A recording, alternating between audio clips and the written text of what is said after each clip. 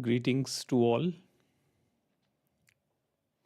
You can type your questions in the chat box and I'll do my best to answer them.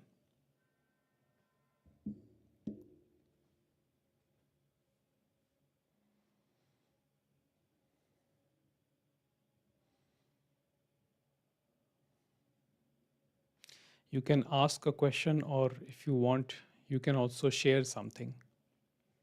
Sometimes sharing is more powerful than questions, but even questions are welcome. So,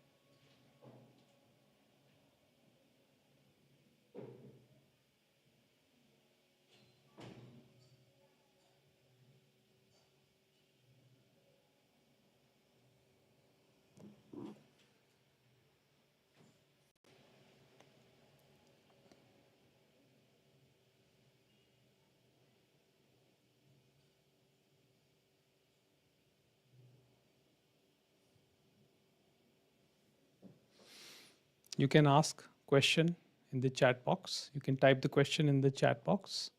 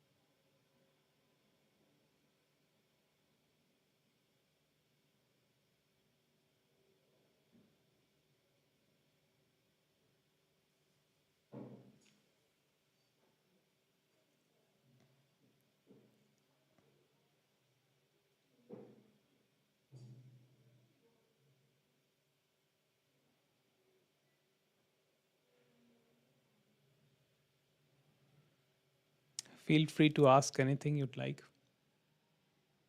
or if you want to share anything, you can just type your question in the chat box or whatever you want to share, and I will do my best to answer.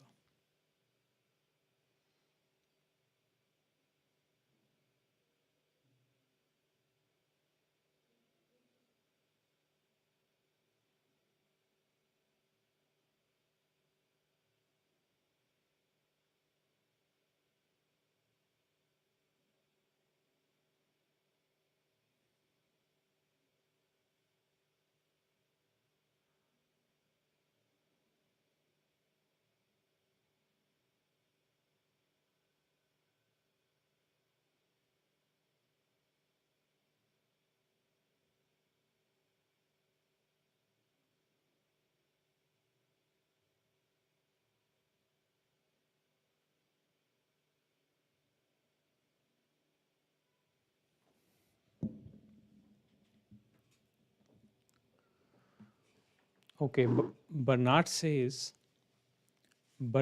it? I hope I'm pronouncing your name correct. If not, please forgive me. White light emanating from me,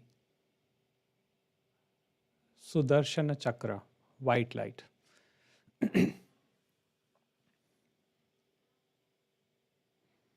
Wonderful. It is the experience of light is actually beautiful. But I think I uploaded a video maybe yesterday or today. It must have been uploaded where I said that every experience is in a space of awareness. It takes in a particular space. When the attention goes to that, that is actually the pure awareness, the pure freedom. But this is wonderful. Wonderful. Okay, so Bhavan says, I am doing meditation from years, but identification with body, mind, and ego still there. So there's nothing to worry as such. Continue to do whatever you're doing. If you do it with this notion that the meditation is happening and it is not that you are doing meditation, so don't sit in meditation with an objective. Don't sit with an expectation. Just do it as a practice. If you want, we can start the Sunday morning meditation practices on Zoom, as I used to do earlier, where we would completely keep ourselves open to all experiences.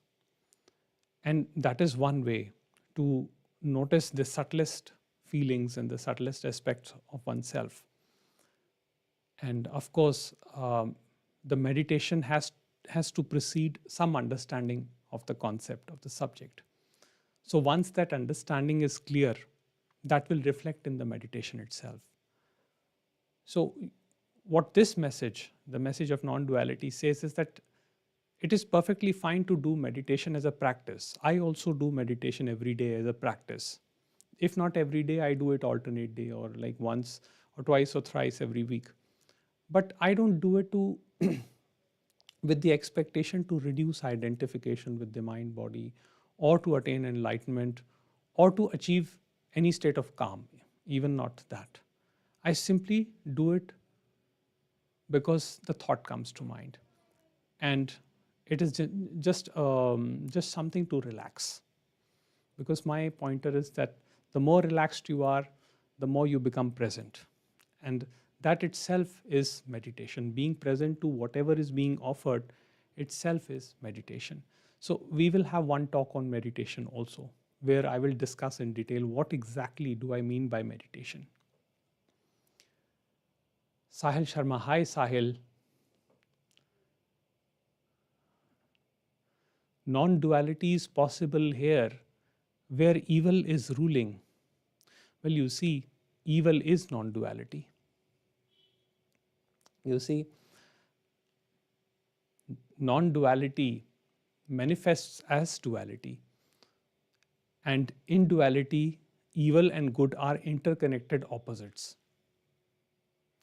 So yes, the evil is the interconnected opposite. So non-duality is not, we generally conceive non-duality as something which is going to make us pure. But that is not the intention here. The intention here is to understand oneself the way we are and accept ourselves the way we are. That itself brings a lot of peace. And you see, mind has this capacity, this dualistic thinking of black and white. Either it will see all good or it will see all evil. So once the non-dual awareness is seen, in that pure witnessing, everything is accepted. So evil deeds will have consequences, good deeds will have consequences. But it will happen according to cosmic law, or as they say, God's will. So Barnard says it's happening in accordance of one's will with no choice. Of course, yes, it is true. Any experience that we think we are experiencing is actually being experienced by the one source. The source creates the experience. The source is the creator and source is the consumer. The source is the awareness and source is the content illuminating that awareness. It's all one. There is no duality.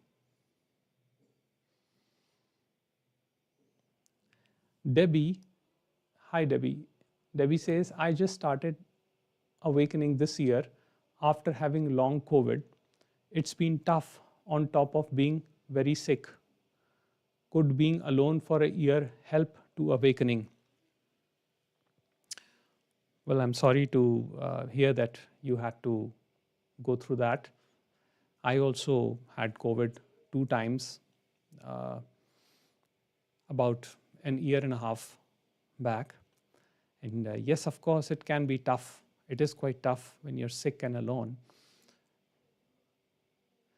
And you say, could being alone for a year help to awakening? No, I wouldn't say that. Like, the idea of alone is to be present to whatever is happening. It does not mean that one has to isolate oneself from, family, people. You don't have to do that. But yes, you know, you can set aside some time of the day and you can just sit with yourself in pure silence.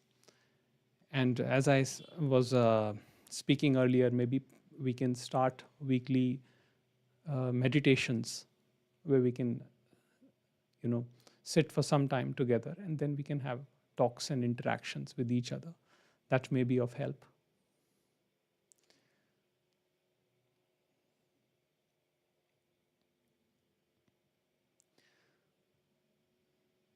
The reason that you are here and you're listening to this message or any spiritual message for that fact, that itself indicates that there has been a spark of awakening somewhere down the line. Now, the only thing is that this entity feels how to become better. This is where this message says that true awakening is that there is nobody who awakens. It is simply the awareness, the one awareness, which is playing this game. And once that is understood, that is seen for what it is, the game is over there and then. Still, the body will continue to exist, the person will continue to exist, and all things will proceed accordingly. But again, the body, the mind will receive karma, but you are still free because there is a presence to all of that happening, which overshadows everything. That is the only difference. That is why this path of vichara has been given by the traditional teachers. But again, as they say, how much a teaching, how much a message goes within you is one's will. It is not up to the individual. But that doesn't stop us from contemplating, from doing vichara. So we should do that. Yes, Bhuvan, you can ask question.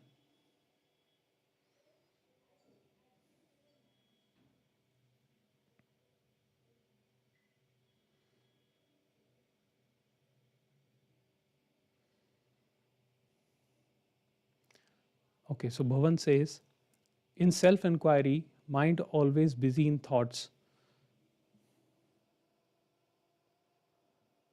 Wait. The mind is always busy in thought. So how or who will we get that answer to who am I? The mind only. You see what happens in self-inquiry. Now, self-inquiry is it's a misunderstood concept. Self-inquiry does not happen through thinking. It is a way of reflection. So by reflection, what I mean is, in that context, it can be said to be a meditation. Self-inquiry is simply the mind inverting on itself. The mind, where the mind does not have any space to move. So if the movement is happening in thoughts, simply watch that. The problem is that we start resisting that movement. And in that, the movement becomes even um, more heightened, you know.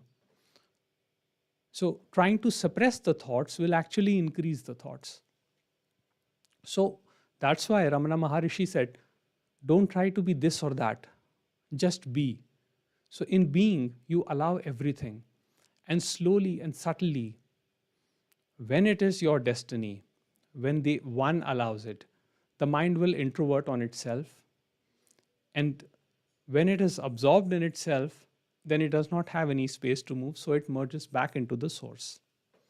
And that is in traditional terms, that is what people call the emptiness, the shunyata, or the samadhi.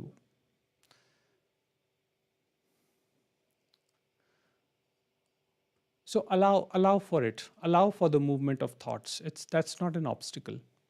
It's just a part of it.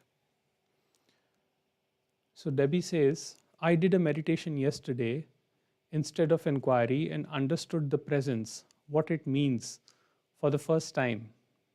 I feel changed since yesterday. Yes, that is indeed a very profound experience, the experience of pure presence, the experience of being. And that is our fundamental experience, the first experience, which allows for all other objective experience. Without that, no other experience, no other sensation, no other perception is possible. It is the first perception, and it is quite restful. It is quite blissful. And once it is recognized, it grows. So to relate it to what was asked earlier about self-inquiry, when the mind introverts on itself, that is the experience of being. Because the mind then does not move anywhere else and stays with the pristine I thought. And the I thought in its stillness is no mind. It is the pure being. It is the pure presence. So yes, it is beautiful. And that is what all the non-dual teachers are talking about. Sahil says, as we are listening to you, I can see the calmness in you. Suppose I am evil person and I am jealous of your calmness and start abusing you. Will it be possible to take back calmness? See, it's like this. Now, there are different people with different tendencies, right? Suppose if you abuse me, right? Now, I may not react to it for some reason, but it is not necessary that every master will not react to it. Someone like Nisargadatta Maharaj would be aggressive. And sometimes even I am aggressive, sometimes, because we are all human beings. We all have that animal instinct inside of us. And I come from Punjab. I come from a family of Jats. And I also come from a family of Bedis. My mother comes from the Bedi family, which are descendants of Guru Nanak Dev. And my father comes from the Sangha family, which are Jats. So I can be absolutely calm also, and I can be aggressive also sometimes. But one thing is for sure, that even if you abuse me, I will never ever hate you. I will never keep any hatred or resentment towards you in my heart. I still may react in an angry manner. That is all, that depends on the God's will. It is not that if a teacher is always calm, that he is somehow great teacher. I respect Nisargadatta Maharaj. And one reason for that is Nisargadatta Maharaj accepted his weakness. He said that short-tempered is my problem. I cannot deal with it. And he said that I have accepted it. I have accepted that trait. It is there. And Nisargadatta Maharaj was feisty. He would argue with you and then he would throw you out of the satsang also. So that is also one of the ways teachers teach, because through their ego, you see your ego, and then you recognize what is happening. So, in the moment, anything is possible. Aggression is possible, anger is possible. You cannot control it, I cannot control it, anybody on this planet cannot control it. But after that, when the moment has passed, that story is finished, because the being, the presence takes over, and it does not become your story. So you see, you start living in the moment. You start living spontaneously. There is no need for you to be a good person. This teaching, this message does not teach you to be a good person. This message does not teach you to be a moral person. This message is simply saying, see yourself the way you are. Accept yourself the way you are. And in that, only you will get to see your true nature. Unless and until you put up an image in front of you that I should be like this, I should be like that, I should be enlightened, I should be all calm, all restful, I should be all happy, you have missed the point. That's not what it says here. Now, Ramana Maharishi, by his very nature, was a very calm person. Even before he had the experience, he was a calm person through and through. That was his nature. But someone like Nisargadatta Maharaj was explosive. And even there are other teachers, who are like that. So it is one's nature. It is how the source creates an individual. So Sahil says, okay, we have done Sahil. Kunal, I have been watching about Nisargadatta, Bhagwan, Rupert, and now you. Oh, thank you. To get into this self-awareness state always, how to technically make this realize using mind. Also, one question I have is how some enlightened people have power. Example, Sai Baba. Okay. Now, there is one thing I will tell you about Sai Baba. Sai Baba was not a calm person as is depicted in the serials or in the stories. Sai Baba used to get angry. Sometimes he used to get so angry that he would throw stones at people. And if you are in touch with any master who gives Sai Satcharita teaching or any other, you will get to hear about such stories. And it is very natural, because the human element is always present. That is why I say there is no such thing as enlightened people. I am not enlightened at all. And neither do I think anybody else. The person never gets enlightened. Yes, there is an understanding. That I accept. Some understanding has happened. In my case, it has happened, and in many other cases, it has happened. I have seen people who do not know anything about non-duality. I know such people. But the level of understanding they have is phenomenal. It is not that one has to have a spiritual experience, a deep spiritual experience, and it is not like that. It is simply this awareness, this presence which is here and now. This is love. If you recognize this, that's all there to it. Then you don't have to listen to any teacher. Then you don't have to attend any satsang. Because you, recognizing your own nature, you will know that awareness which the teachers talk about. The presence, the being. So your question was how to get into this self-awareness state always. No, we cannot get into this self-awareness state always. It cannot be a permanent feature, because we are in duality. We are experiencing this. Till there is a person, there will always be this split. But what happens is that the mind, having seen its illusory nature, the mind having seen that it is not the doer of actions, comes to this um, comes to this state where it ceases movement and questions that if I'm not the doer of my action, then who is this me? So the still mind is no mind. And, you know, irrespective of what the external condition is, there is always this sense of peace and calm and tranquility which never leaves, which remains there.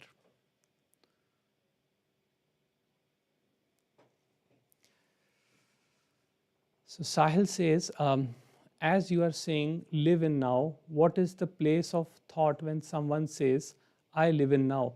There is no place of thought in now. Now is not limited to time and space. Now is simply the presence, the being, which is here and now, this as it is. So in this, everything emerges. Thoughts emerges, feelings emerge, sensation comes up. That is what it means to live in the now. In fact, there is no other way to live. Now is the only way to live.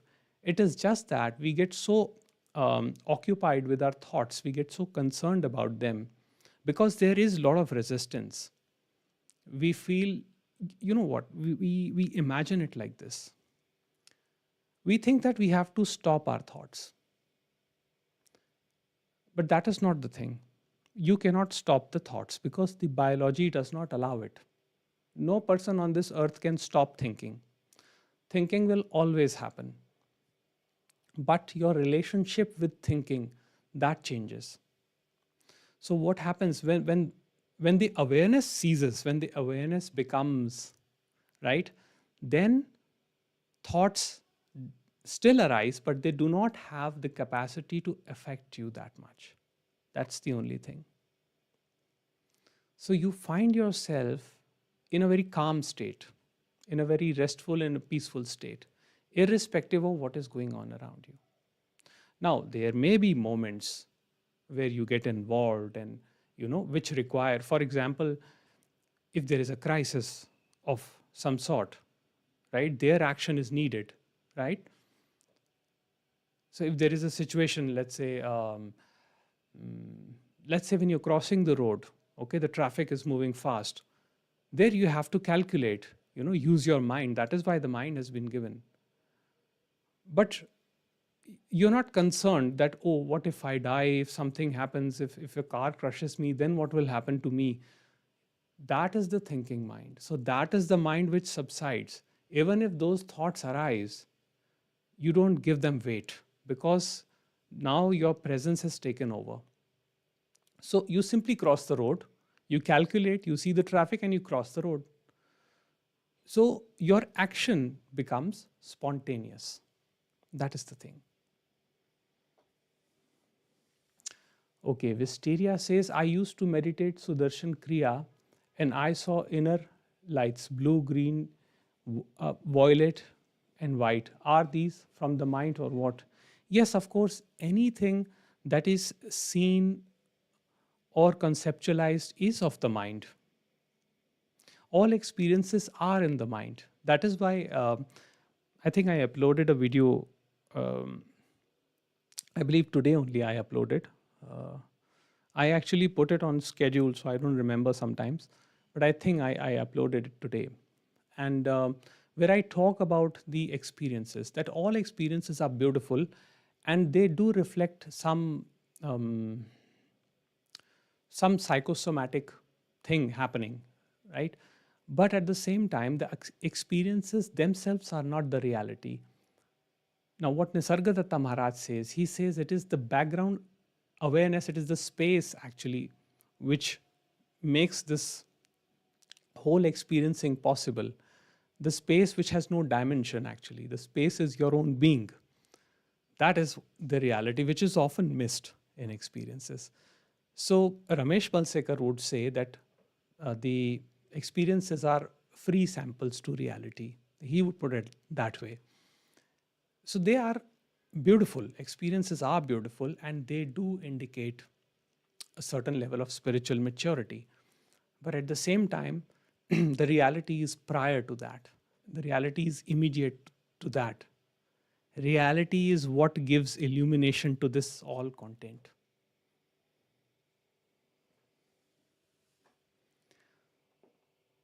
Okay, so Debbie is saying, oh, not the doer of actions. We have emotions, though, right? Even from the past. Yes, of course. The emotions are there, but the emotions do not belong to the person. You see, feelings, sensations, emotions, they are all arising. The thing is that it is the ego mind which takes the ownership. I am feeling so and so emotion, right? It is me who is feeling this, who is sensing this. What this message says that it is simply the intensity which is taking place in this space of awareness. The central agency, the me which thinks that it is experiencing, is an illusion. There is no me. That's what the message says. So if there is no me, then there is no question of any doership of any action. But even if there is no me, the actions will happen because the biological instrument, the mind body organism, is designed to act. It is designed to act, so actions will happen. Ramesh said it in his quote. He would say, events happen, deeds are done, consequences happen, but there is no individual doer thereof. And this, I believe, was a quote from Buddha. Now, many people say that it's not there in the sutras. So, Ramesh would say that this quote, whether it is of Buddha or not, doesn't matter, but it uh, fits the situation. In fact, it is there in the Bhagavad Gita, which says that the ego deluded thinks itself to be the doer.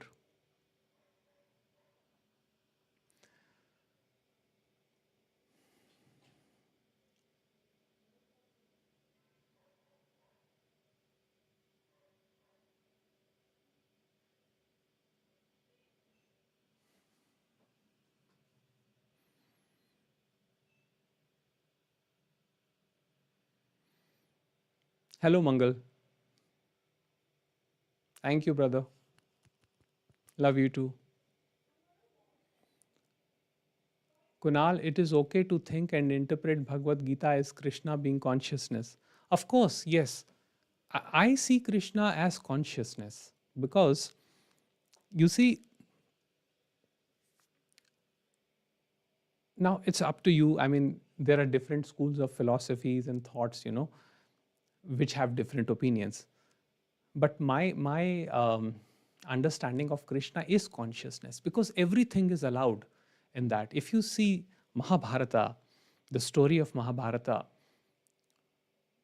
it was not that Krishna always played fair, you know, he was mischievous. And sometimes, he would use methods which were not appropriate, but still it was war, right? And he would tell Arjun, when Arjun says that, it is worthless to fight against your brothers and sisters in this battle, at that time Krishna said that you think that you are doing the fighting. You think that it is you who is fighting the battle, but I has time has actually concluded the battle. It is all done. It is all over. So that is where, in the Bhagavad Gita, he talks about non-doership. So yes, of course, Wisteria, your new hairstyle is well suited you. Oh, thank you. Thank you. My son, he gives a very hard time. He's turning 10 in a couple of days, and he doesn't sit with the barber. It's a struggle to make him sit and get his haircut done. So this time I thought I'll also get it done.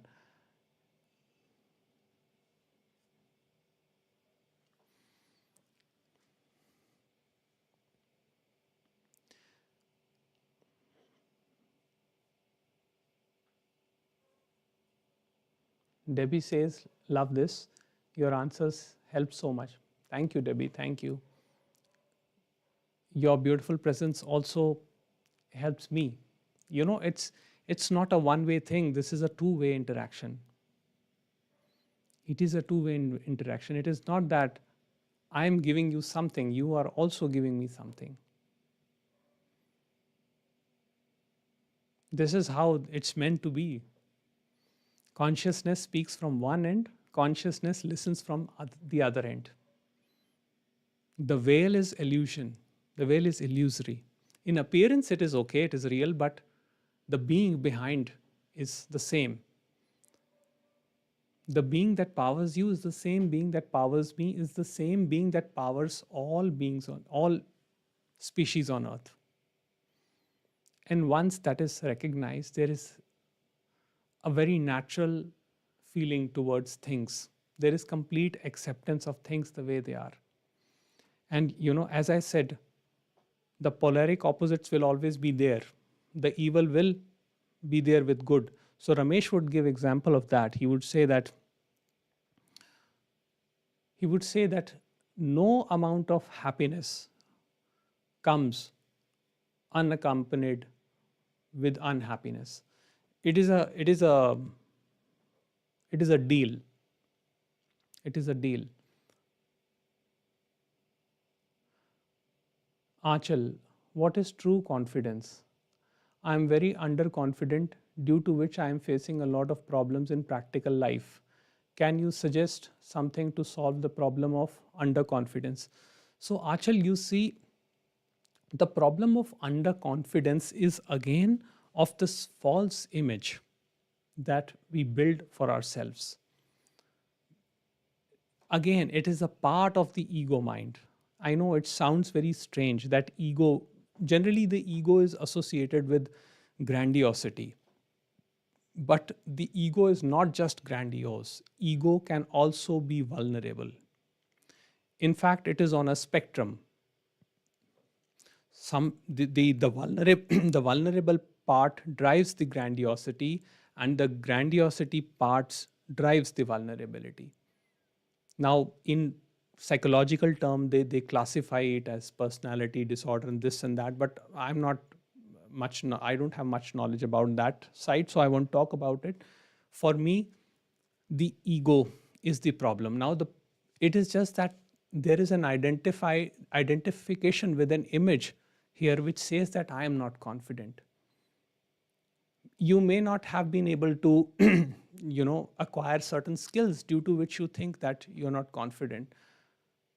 But if you see that at the center of it, this image is an illusion, then what happens?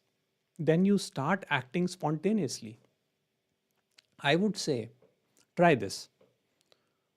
Come up with a project. Anything that you feel you want to do but are scared to do. Now do that. I'm giving you this assignment.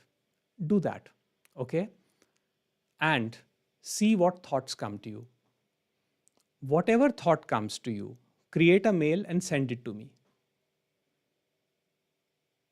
When you write your own thoughts, when you journal your own thoughts, you will see how this thinking process is happening. And you will be able to identify where you were spontaneous and where you were just thinking. We are generally concerned with the outcome, and that is what blocks creativity. Concern with the outcome is the greatest hindrance towards creative potential. So, to unleash your potential, understand your own nature. What that will happen is that it will subside the thinking mind and give rise to the working mind, which is the creative center. And the whole problem of no confidence or low confidence will dissolve with that. So, I would say what Ramana Maharishi said. He said that self-knowledge is the ultimate thing. Because once you know yourself, once you accept yourself the way you are, that is when actually you become spontaneous. That is when the true creativity flows through you.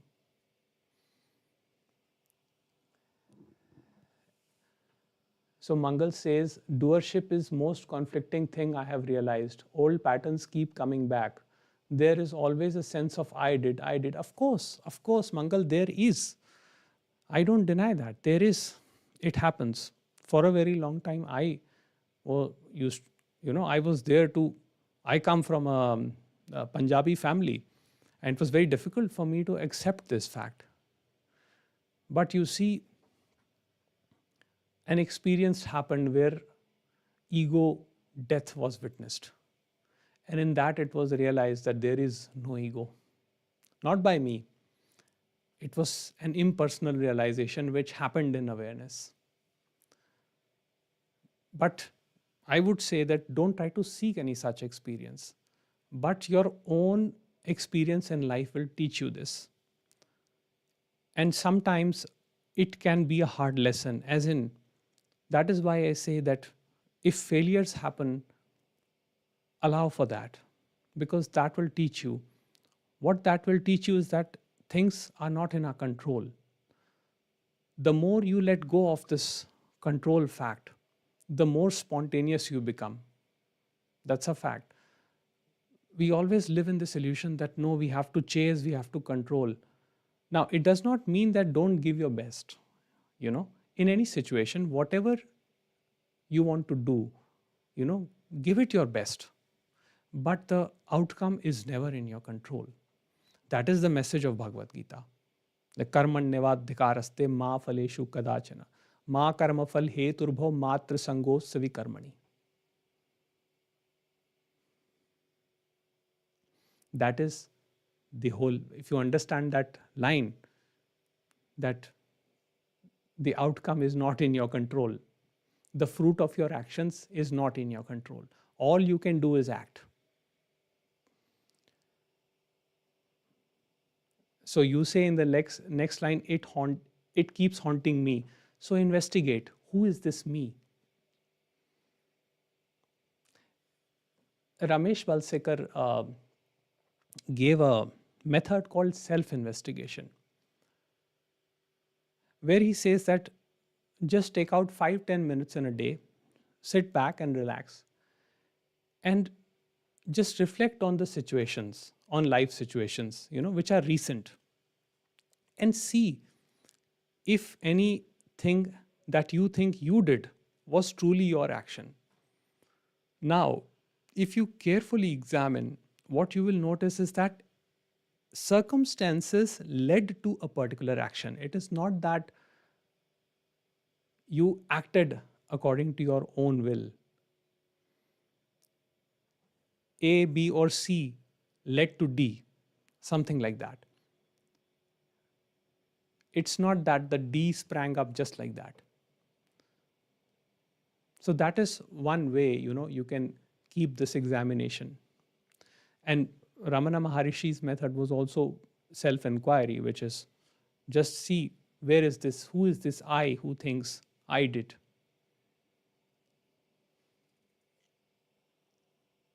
Thank you, Wisteria. Thank you for your blessings. I wish you the same. Kunal, I know many ideas of spirituality technically and in mind, but not able to experience it. How to experience? It may be long process, but do you have some pointers? I can speak of death, but not confront. See, Kunal, this message does not talk of any method or any practice as such, because the practice keeps the practitioner alive. The practitioner is the sense of separate agency, is the sense of separate existence, which is pain, which is suffering. Now, what happens is that when we do all this self-reflection, self-contemplation, all it does is that it gives us a glimpse into the nature of the self. It shows us the illusion that it is. And once that is seen, that is the beginning of peace. It is not the person's peace, it is simply the peace which is manifesting as this, or your being. So the only pointer is to examine who is the doer. Who is this me that thinks is the doer? that itself dissolves a lot of conflicts, and especially in terms of relationships. Because when I think I am the doer, I also hold that the other person is the doer. So my interaction with the world is on that basis, that they are the doer. So they are the evil people, they are the narcissists, they are this, they are that. It We keep on reinforcing and seeing this black and white picture of life, which is painful, extremely painful. So the peace is your natural state, which brings you to a middle ground. I'm saying middle ground, but it's not exactly middle. It is actually this spacious awareness. But it brings you to a very natural state. And that is what the scriptures call the Sat Chit Ananda. Sat is being, Chit is consciousness, Ananda is bliss. These three are not separate, they are one and the same thing. So I would say simply be and simply observe what is happening. And at some point, this watching, this observation, it becomes witnessing. And in that witnessing, everything is revealed, the whole reality is revealed.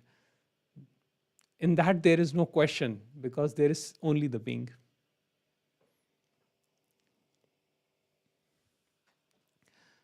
So Visteria says, before I used to listen to Jiddu Krishnamurti during the first of my awakening, and now I'm listening to your talks, I feel more stillness and calmness. Yes, Jiddu Krishnamurti was a great teacher. In fact, I started, I had started reading Jiddu Krishnamurti a couple of years back, and like I found so many similarities between what he was saying and what Ramesh Balsekar was saying and what Nisargadatta Maharaj, even what Ramana Maharishi was saying. In fact, in one of the books I have, Ramana Maharishi quotes Jiddu Krishnamurti. And that quote was something about choiceless awareness. I don't remember it right now. So I actually do not see any conflict. But yes, I mean, people interpret it in a different way, and sometimes, they create their own versions. I don't see any contradiction. And I loved these talks, these teachings. I still listen to Jiddu Krishnamurti sometimes. Beautiful teachings. So Visteria says, so it's like removing our chatter mind and just live in the moment the way it is when the heart emerges with the whole. Yes, of course. And it is not about removing the chatter. You don't have to do anything. You just have to see the chatter mind for what it is. And that itself subsides the chattering. That itself emerges the heart. The heart is not a separate thing. The heart is the light of pure being, pure presence, which is illuminating even the chatter.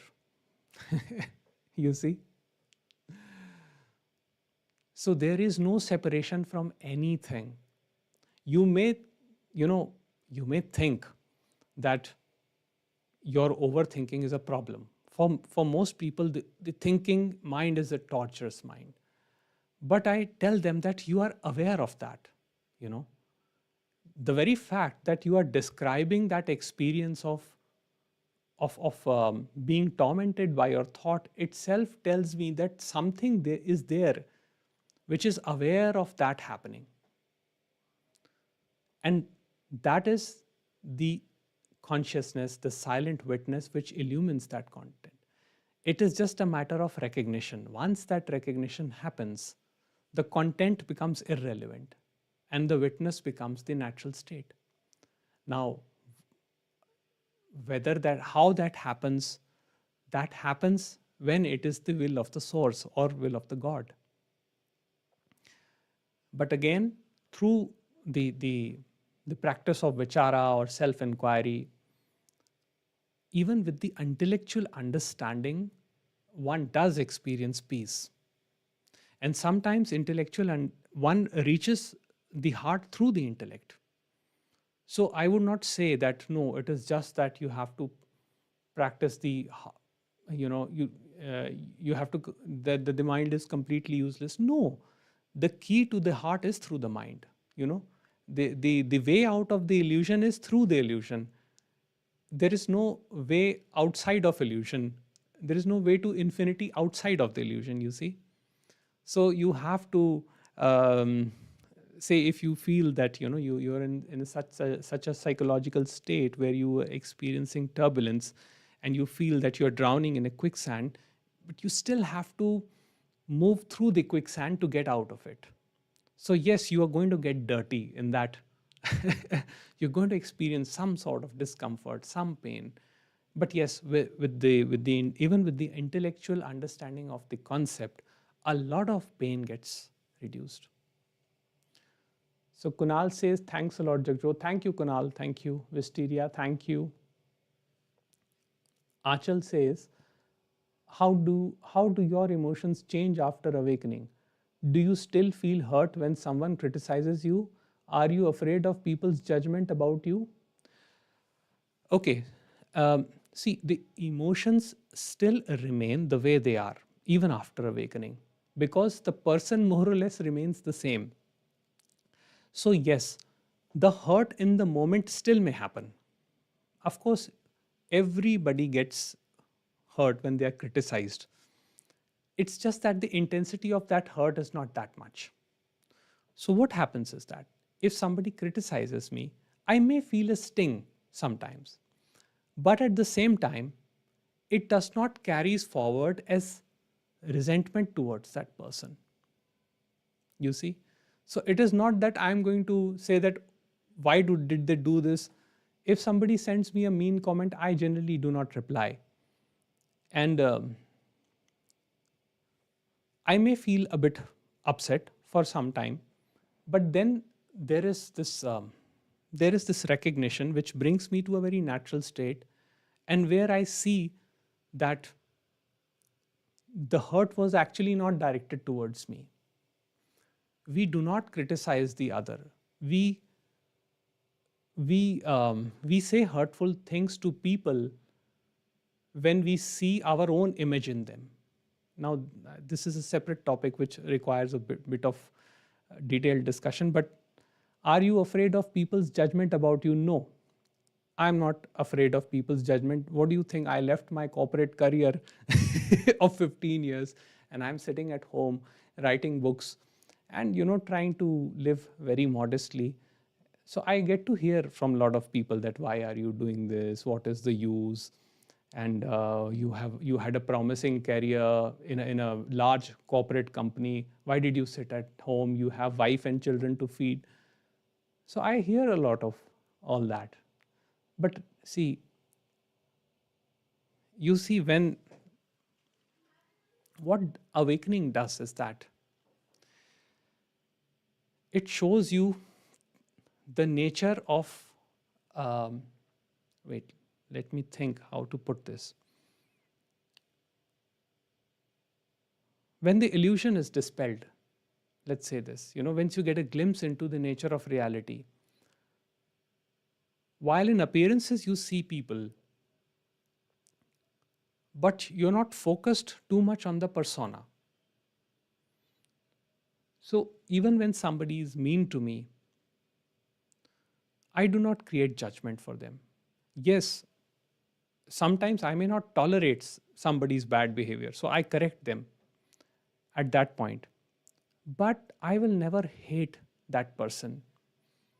I will never keep grudge with that person, with the resentment with that, because there is nothing here to bind with someone with that energy. I don't know if this makes sense. When one's own identification with one's own self is less, then the identification with other people and other concepts is also reduced.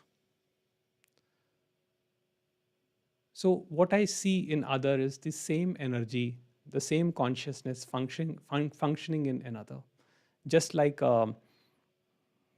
the electricity functioning in each and every gadget.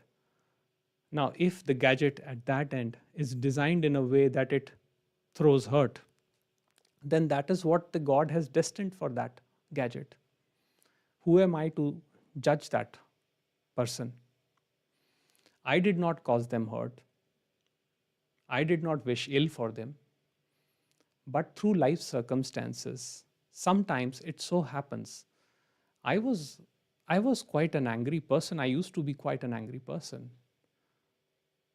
And it is not that through spiritual awakening I calmed down. Yes, the awakening did help. It does change the psyche. But even before that, I could see the nature of reality. I could see that there is some common factor which is operating between us. And that recognition itself does not allow you to create hate or resentment towards anybody. So Andy Jad says, Andy, draft question, have you ever experienced high pitch ear ringing when deeply in self, yet sharp body spasms occurs? So yes, I do experience the high pitch ear ringing. And that is not tinnitus, because I have tinnitus in one side of my ear, and that sound is different. But the ringing which you're talking about is something else. Perhaps we will discuss that in a separate occasion. But if you notice that that ringing is not coming out from the ear, if it is felt as if it is near the ear region, but it is actually emanating from the whole body, from the whole being. It is the vibration of being. But anyways, we will talk about it sometime.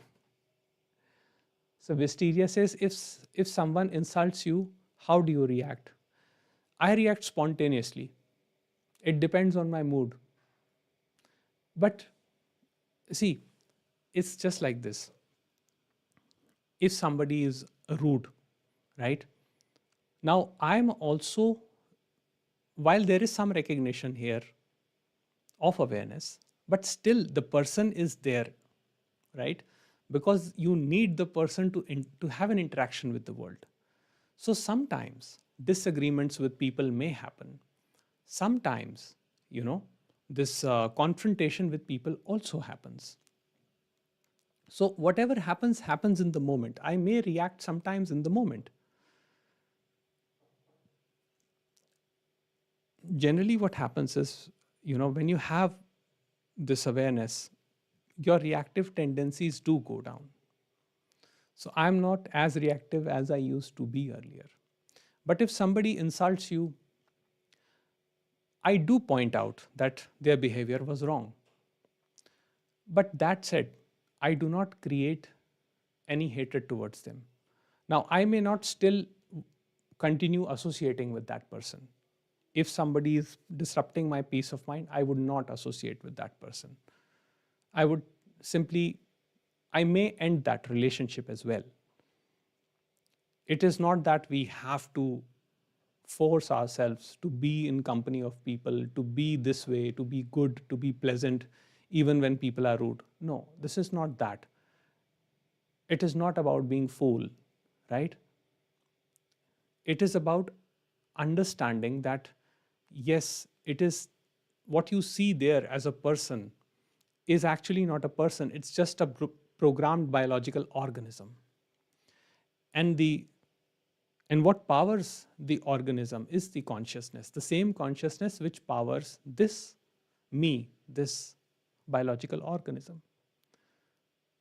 So when that recognition of being or presence happens, then you do not remain in that space of unrest, in that space where you feel that, oh, I got insulted, I must get back.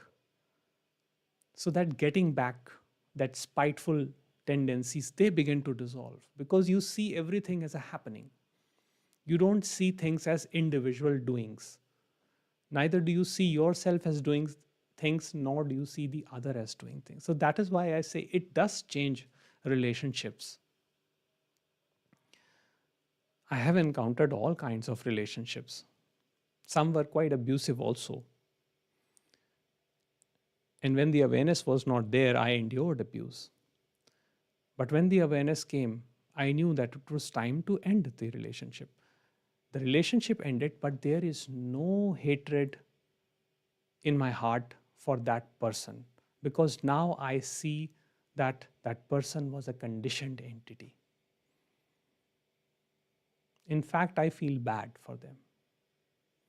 And I wish, from the bottom of my heart, I wish that good things happen to them, that God fills their heart with love, with presence. Try this, it works wonder. Um, I recently got a message from someone whose relative was abusive, and this person was extremely upset that their relative, who was a loved one, I mean, probably a sibling or something like that, hadn't spoken to them for many years. So this person asks me, when will they receive their karma? And I told them that, why are you thinking like that? See, when you say that when that person will receive their karma, you have already established that they are the doer. And that since they have hurt me, they should also feel hurt. Now, this can never free you from suffering. This will keep you bound in that chain of resentment, in the chain of grudges. But what happens? Now, I say, okay, if the feeling in that moment is that you cannot forgive that person, let it be, let that be. Just observe it, watch it. And at some point, when this comes up, when the presence comes up, and when you see that the person was not the doer, the things happened because they were conditioned like that. The things you also did because you were conditioned in a particular way. Then there is no point keeping any hatred, any resentment towards that person. Then you still may not associate with them, but you don't wish them ill. You don't keep any malice towards them. So you say that, okay, may God, you know, may God awaken their heart also. That's a part of their spiritual journey. I can only wish well from my end. So Mangal Singh says, could you share some ideas about roles of foods in spirituality? Some gurus pointers say food matters, some say it doesn't matter.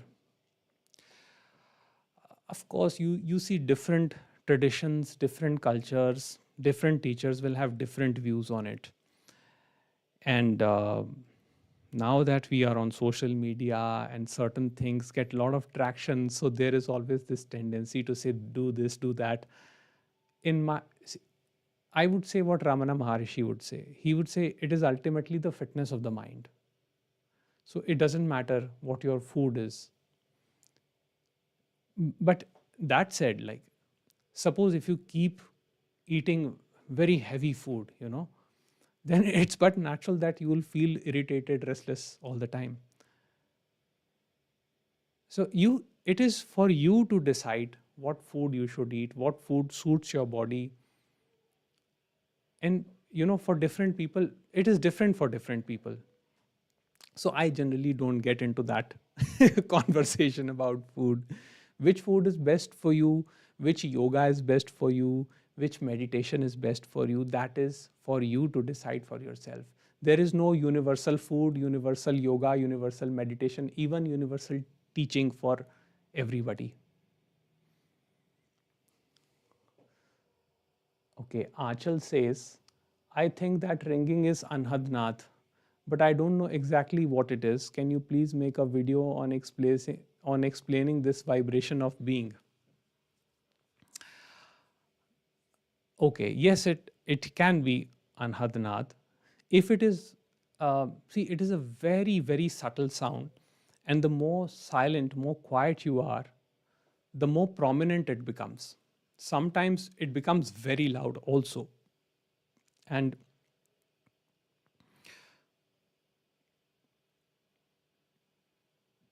Again, there is no way to describe it because it does not have any attributes. Other than that, it's a vibration. So it's not a sound per se.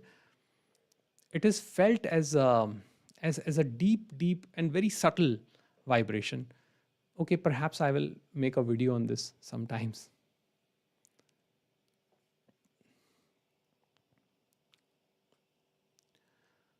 Wisteria says, my friend newly got married and she had a fight with her husband. She said to her, shut up your mouth or I throw this remote at your face. What is your opinion about what happened? So, again, it is again that when we live with the sense of separation, we see other, we see a difference between me and the other.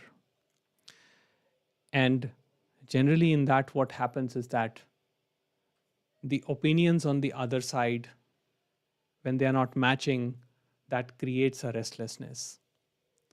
So we tend to feel hurt by the other's action, but the hurt is emerging within us.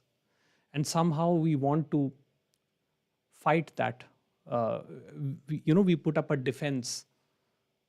So, throwing the remote to shut her mouth up could be a defense. Now, again, it is difficult to say what the situation is. What I mean is, like, one has to know the exact situation. But that said, that yes, it is a part of this thing. Sometimes this happens.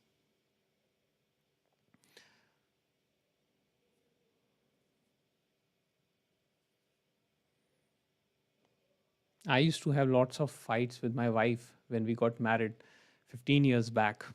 We completed 15 years in October. And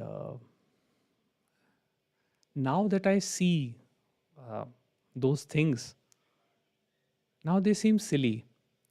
We fought over such small things like food or clothing or or watching movie. She used to say, no, I have to see this movie, I used to see that movie, and sometimes it used to end up in throwing the remote down. Okay, nobody's going to see anything.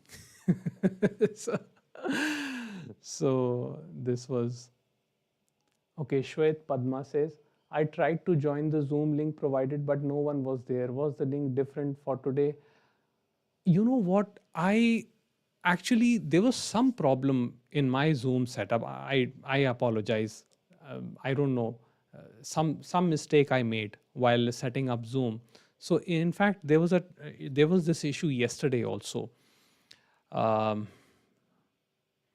now that I've set up the Zoom link, maybe I'll try to get it rectified tomorrow.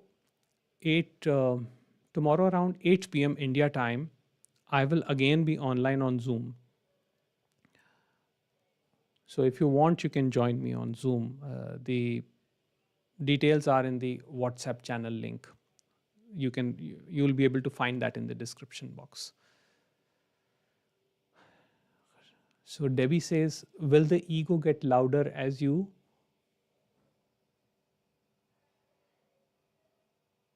They have put this icon in front of the text, so it gets, wait. Will the ego get louder as you awaken? Last night I had a dream. I had bad dreams, but I brushed it off. Uh,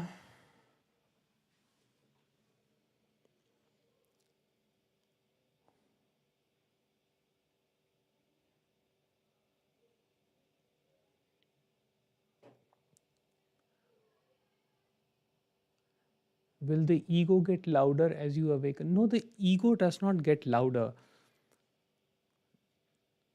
In fact, the awakening is the waking up of ego to its illusory, to its um, to its own illusion of separate existence.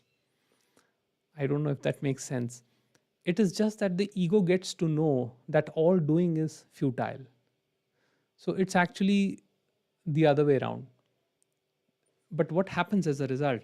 That feelings and sensations are actually, after awakening, feelings and sensations are experienced in full intensity. You will experience the highs of highs and the lows of lows.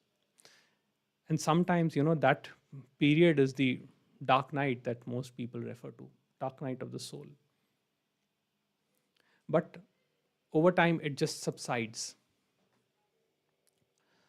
So Shwet Padma says, I joined the same link provided on WhatsApp channel.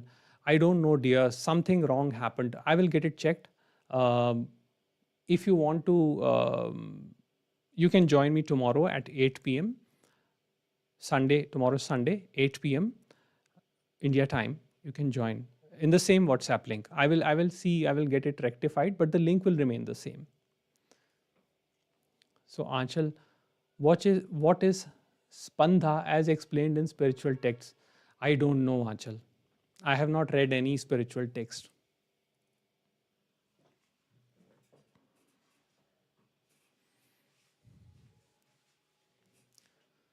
Okay. Shwet Padma says, similar to Debbie, I had similar experience today. I did deep breathing exercise in the morning as I feel myself in fight and flight mode. But I slept post that and had a dream about to miss the flight. Yes, of course. It can happen this way. I used to get these dreams where I would find myself in a railway station trying to catch a train, and I would always miss the train. And after some time, I started experiencing dreams where I would actually go and sit in the train. And after that, the that dream never happened again. So I don't know. Maybe something in the subconscious could be something. But yeah, dreams are created from the elements of reality. So maybe, there are some there is some construction of the subconscious element in that.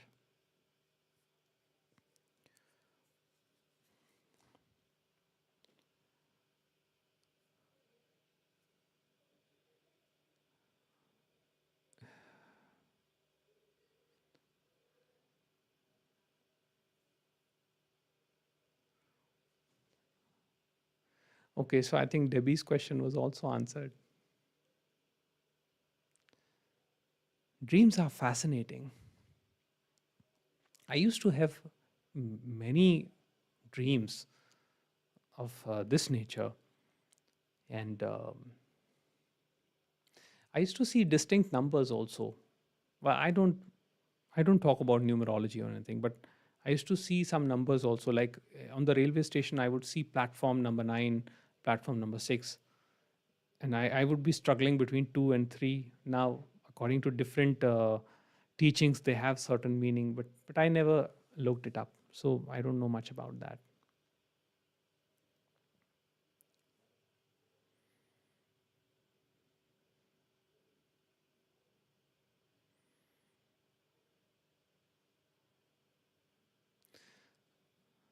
About the ear sound, to me, I saw it was similar to the sound that comes from the shell putting in our ears.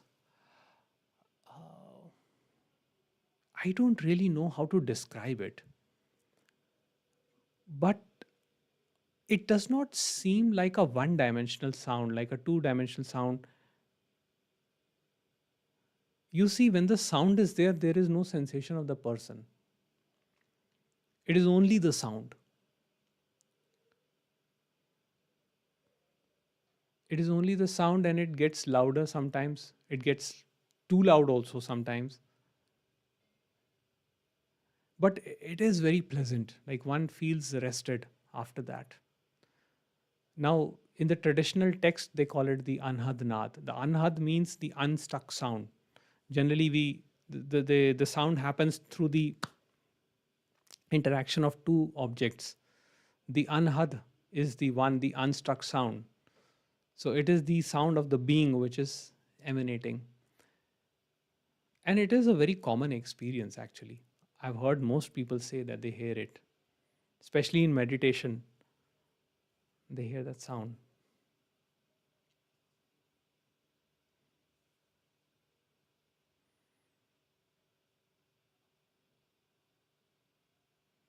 But again, even that is an experience.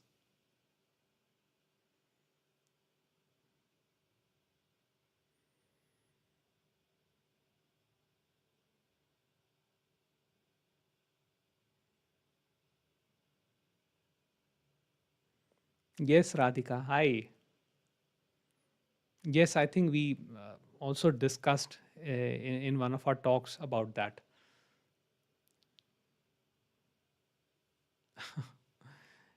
Yes, Radhika, you're most welcome. You're most welcome. Andy says, many thanks from the bottom of my heart. Your practical and very clear informative interpretations of non-dual teachings has got immense power. Thank you, Andy. So sweet of you. Thank you.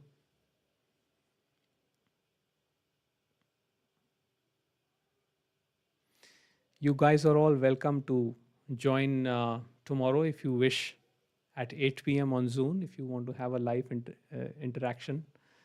And so Radhika says, hi, sir, yup, it's just one more experience. Yes, it is true.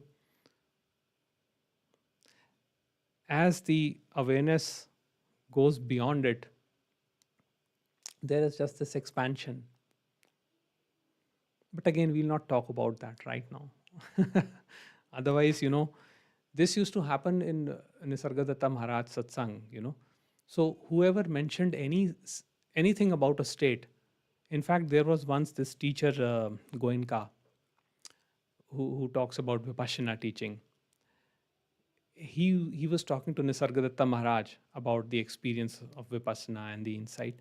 So Maharaj kept telling him, no, no, no, that's not it, that's not it. So somebody told him that it's okay, don't feel bad. Maharaj always says that whatever you hear, Maharaj will always say that it is beyond it. So you see, the whole idea is not to imagine anything, not to conceptualize any state. That is why in this teaching, you don't hear me using words like Brahman, Chaitanyam, even consciousness, I use sparingly. Because what happens is that when we create an object in the mind, it is very limited. So the whole idea is not to objectify the source, because then it just becomes one of objects in your mind, right? To experience it is to be it. Okay, Kunal says, sometimes while normal interactions with wife, kids, suddenly I feel what is going on? Where am I? Why am I doing this? Is this is this going is is this going on? If this is going okay, is this going on? Is this something towards spirituality or just mind game? You see, Kunal, everything is pulling you in the direction of wholeness. And every night you experience it as deep sleep. So, whatever is happening, whether the mind game is happening, it is only your mind which is labeling it as mind game or this or that. The confusion is a part of it. And at the helm of confusion is clarity. So, it always happens that during seeking, the confusion is towards its max. And yes, you doubt the teacher, you doubt the teaching, it is bound to happen. It does happen. It is all a part of it. I would say let it happen, because there's no point fighting the mind. There's no point trying to persist a particular state, because that is not possible. There is no permanent state in duality. Whenever the switch is destined for you, it will automatically happen. And I emphasize on this that do not discount the intellectual understanding, because intellectual understanding also brings a lot of peace. So whatever is happening, whatever is going on, let it happen the way it is happening. Just see it as happening. At some point, this this change of perception, the witnessing of what is, will begin, which is also called the dawn of spiritual awakening.